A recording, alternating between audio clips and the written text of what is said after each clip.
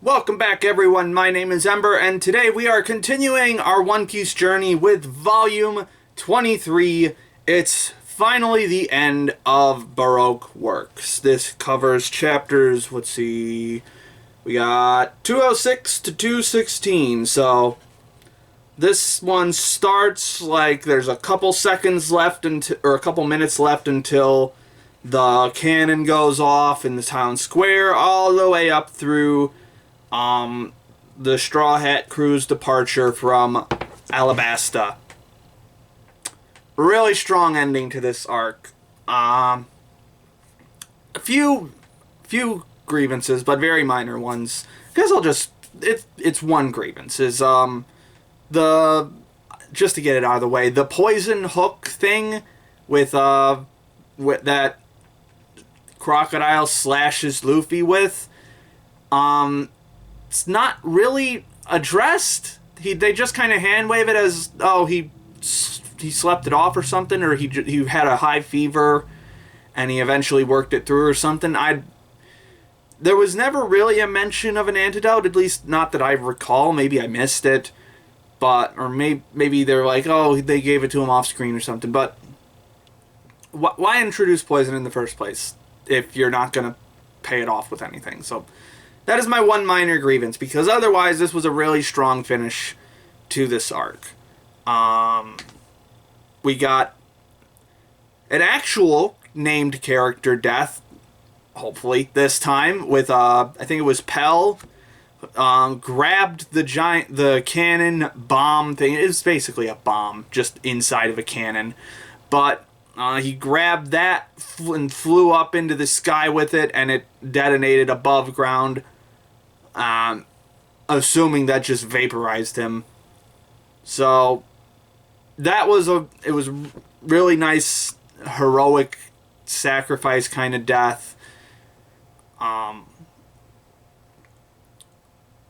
that was a good resolution to that plot. But what I liked about that portion of the story was that the fighting didn't stop when the bomb went off, like as Vivi thought it would. They just kept going, even though she's calling on everyone to stop, and it just keeps going, and it feels like it's gonna go on forever, until even after Crocodile gets punched into the air and falls back down. They're still fighting it out, and it's just this uncontrollable brawl, this massive conflict that's only stopped when the actual need that they were fighting for is finally addressed, when the rain finally comes back to Alabasta. And it makes sense. Oda doesn't, in this instance, he doesn't seem to think that just one person can move the hearts of millions of people who are riled up and just on the edge of just killing each other. I think he understands that their base needs have to be met in order for them to calm down a bit. So that was a nice way to end the broader Civil War conflict. And of course, Luffy's fight with Crocodile finally comes to an end, where he just gives, let me see if I can find this page, he just gives Crocodile an absolute fucking blasting, just non-stop. It's just, and all of these so many of these panels have so much fucking impact in them. Just amazing how forceful some of these shots are. And again, Oda's still very much making use of Luffy's rubber powers in really interesting ways. Like this one in particular, he uses the Gum Gum balloon, but then he like twists into like a spiral, and then he uses the force of that spiral to push himself even further up into the air. So really love that. Just the visual force that Luffy and spectacle that Luffy's powers convey is just really fun. And so ends the reign of Crocodile. Bad dude, gone bad. Oh, there was something I forgot to mention in the last video, but I do think it's still relevant for this one. And it goes back to that part about how the words alone can't move the people. You have to actually give them what they want. There was a line from Usopp to Vivi, I think it was, where he said, "Praying won't stop this fight." And it's sort of that mentality of just hoping that this will end, and just asking people for it to stop it isn't going to do it. You have to actually address the problem. You have to get up on your own 2 feet, use your own 2 hands to figure this shit out. And weirdly enough, it reminded me of this line from the Death Grips song "Beware." It's the first track on Ex-Military. There's a lyric in that where he says, "To pray is to accept defeat," which is just plays into that mindset of if you resorted to praying, then you've already lost. If you're not actively doing something to make the situation better, then it's not going to help. So, yes, the conflict is finally over in Alabasta, and then we get 5 chapters of just cooldown, basically. We get a few comedic chapters, with the banquet scene.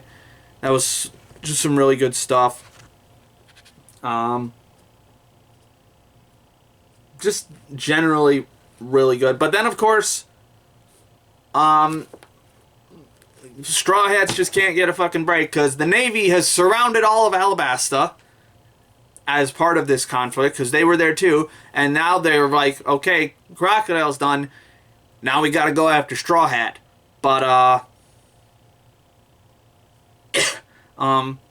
we had the moment where,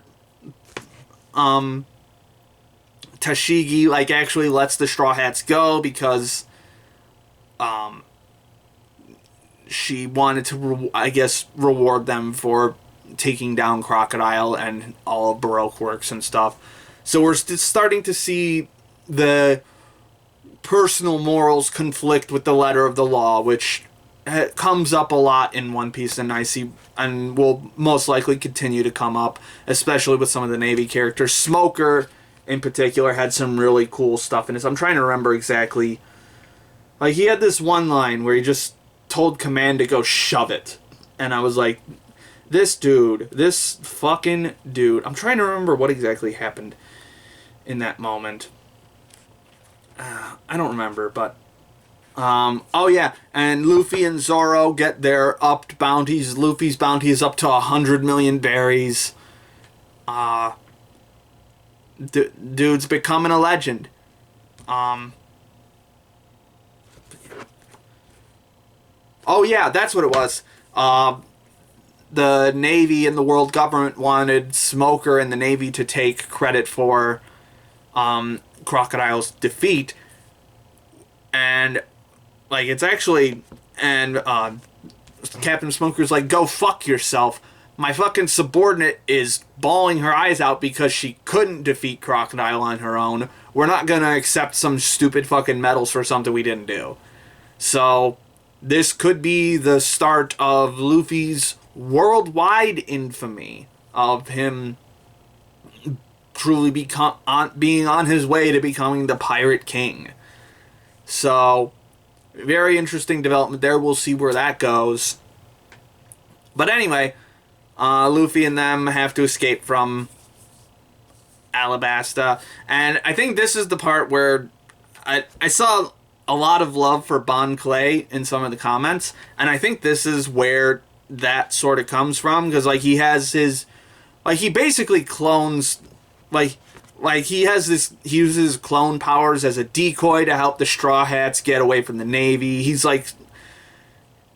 he recognizes that they were enemies at one point and there's still a little hostility, but they met as friends before this whole conflict started, and so they're part on good terms as friends. And Bon Clay, he's a good pirate. He good pirate. I'm not Sorry, I'm trying to figure out what pronoun I should use for Bon Clay, but Bon Clay, good old pirate. Really looking to see more of them.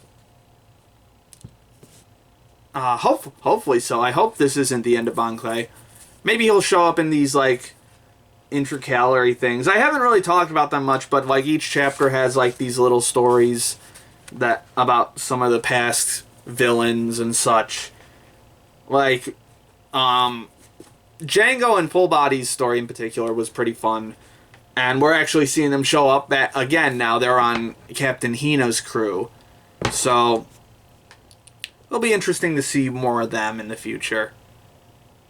But, of course, there was a lot of, like, back and forth as to whether, like, back to the Straw Hats, there was a lot of back and forth as to whether Vivi was going to join the crew. And I'm like, I'm pretty sure she's not on the crew, from my vague knowledge of One Piece. So I'm like, how is this going to end? Because it really sets it up like she is going to join the Straw Hats.